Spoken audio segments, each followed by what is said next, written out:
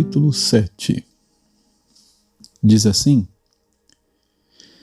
Passadas essas coisas, Jesus andava pela Galiléia, porque não desejava andar pela Judéia, visto que os judeus queriam matá-lo. E a festa dos judeus, chamada de Festa dos Tabernáculos, estava próxima.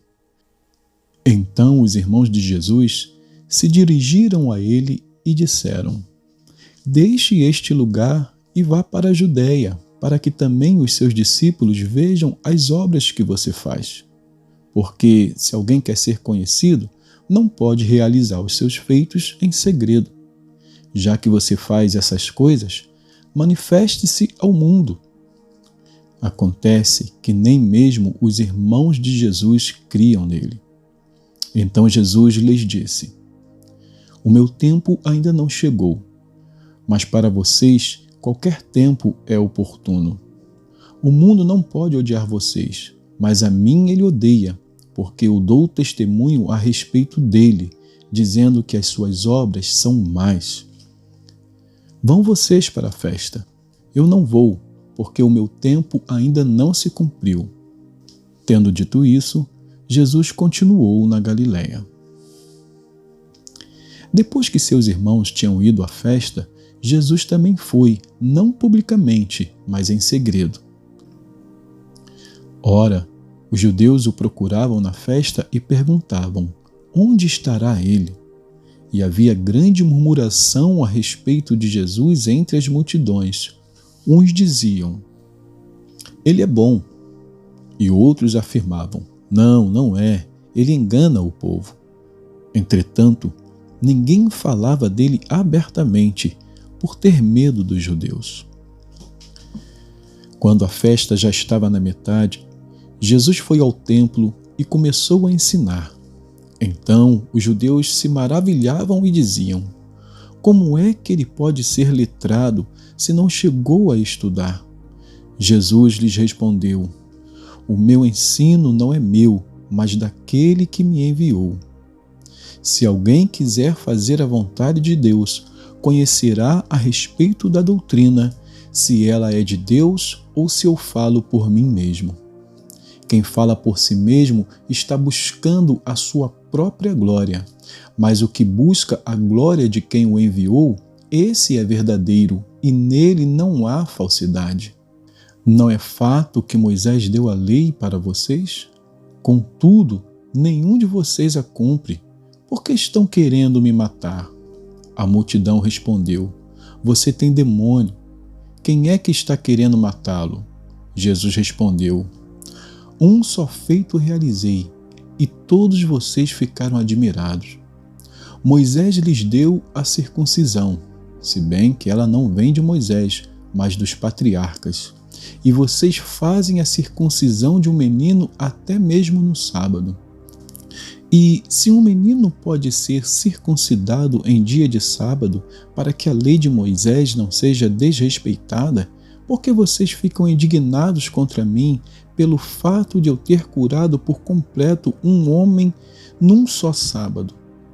Não julguem segundo a aparência, mas julguem pela reta justiça.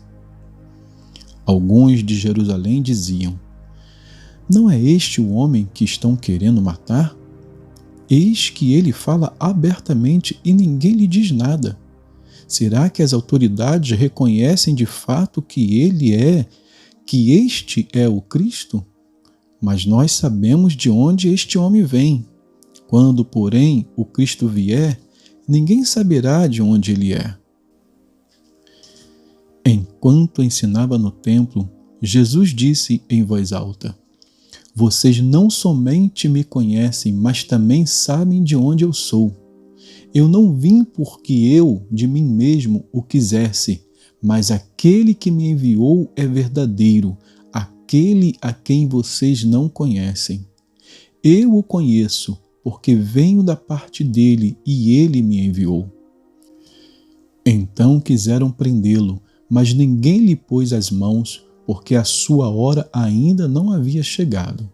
Porém, muitos dentre a multidão creram nele e diziam: Quando Cristo vier, será que vai fazer maiores sinais do que este homem tem feito?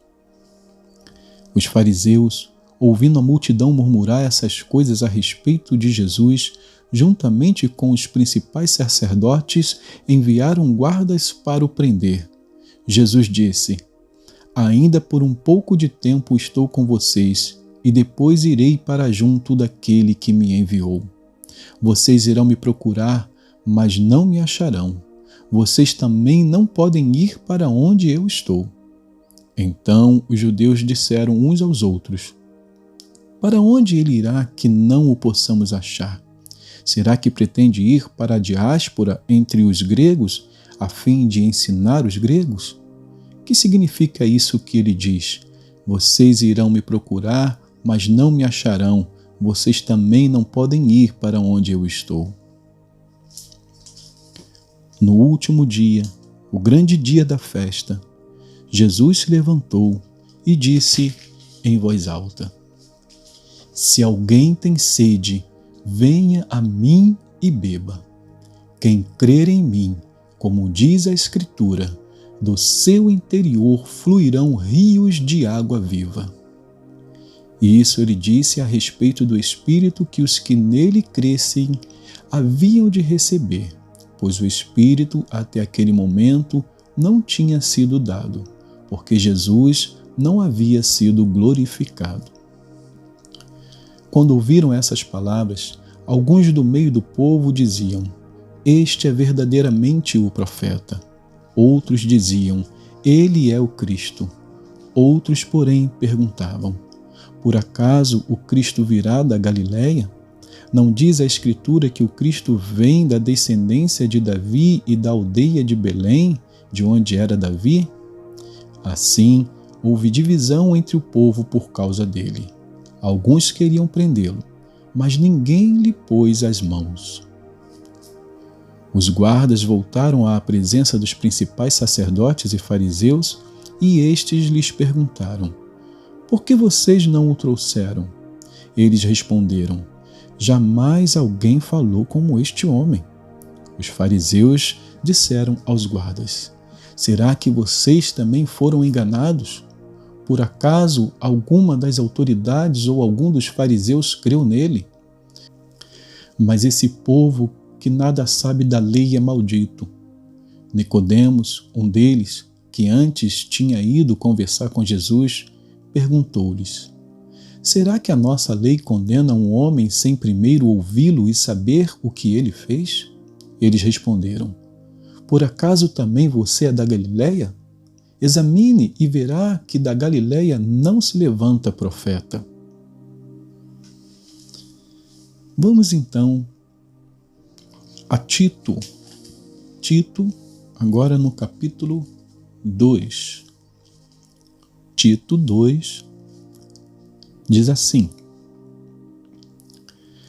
mas você ensine o que está de acordo com a sã doutrina. Quanto aos homens idosos, que sejam moderados, respeitáveis, sensatos, sadios na fé, no amor e na perseverança. Do mesmo modo, quanto às mulheres idosas, que tenham conduta reverente, não sejam caluniadoras, nem escravizadas a muito vinho, que sejam mestras do bem, a fim de instruírem as jovens recém-casadas a amar o marido e os filhos, a serem sensatas, puras, boas donas de casa, bondosas, sujeitas ao marido, para que a palavra de Deus não seja difamada. Do mesmo modo, quanto aos mais jovens, exorte-os para que em todas as coisas sejam moderados. Seja você mesmo um exemplo de boas obras. No ensino, mostre integridade, reverência, linguagem sadia e irrepreensível, para que o adversário seja envergonhado, não tendo nada de mal a dizer a nosso respeito. Quanto aos servos, que sejam em tudo obedientes ao seu Senhor, dando-lhes motivo de satisfação, que não sejam respondões nem furtem, mas que deem prova de toda a fidelidade, a fim de que, em todas as coisas, manifestem a beleza da doutrina de Deus, nosso Salvador. Porque a graça de Deus se manifestou, trazendo salvação a todos. Ela nos educa para que, renegadas a impiedade e as paixões mundanas, vivamos neste mundo de forma sensata, justa e piedosa, aguardando a bendita esperança e a manifestação da glória do nosso grande Deus e Salvador Jesus Cristo. Ele deu a si mesmo por nós, a fim de nos remir de toda iniquidade e purificar para si mesmo um povo exclusivamente seu, dedicado à prática de boas obras. Ensine estas coisas. Também exorte e repreenda com toda a autoridade. Que ninguém despreze você. Capítulo 3.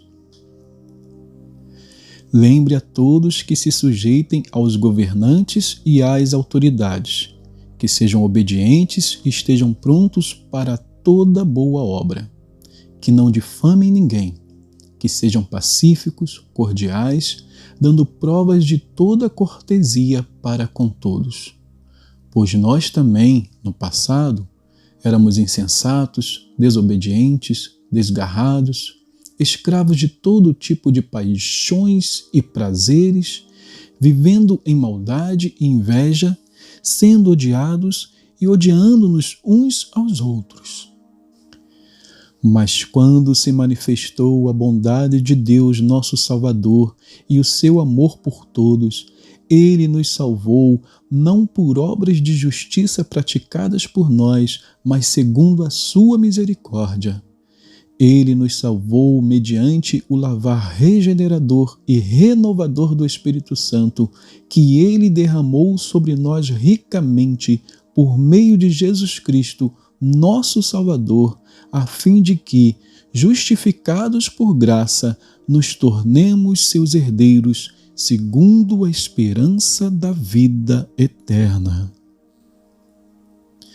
Fiel é esta palavra, e quero que você fale ousadamente a respeito dessas coisas, para que os que creem em Deus se empenhem na prática de boas obras. Estas coisas são excelentes e proveitosas para todas as pessoas. Evite discussões tolas, genealogias, controvérsias e debates sobre a lei, porque são inúteis e sem valor. Evite a pessoa que provoca divisões depois de admoestá-la uma ou duas vezes, pois você sabe que tal pessoa está pervertida, vive pecando e por si mesmo está condenada. Quando eu lhe enviar Ártemas ou Tíquico, faça o possível para vir ao meu encontro em Nicópolis. Estou resolvido a passar o inverno ali. Ajude da melhor maneira possível Zenas, o intérprete da lei, e também Apolo, para que não lhes falte nada para a viagem. E, quanto aos nossos, que aprendam também a se empenhar na prática de boas obras a favor dos necessitados, para não se tornarem infrutíferos. Todos os que estão comigo mandam saudações a você.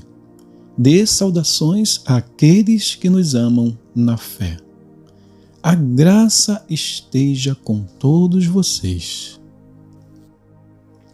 Terminamos aqui mais um livro, a Carta de Paulo a Tito, e que Deus abençoe a porção da sua palavra.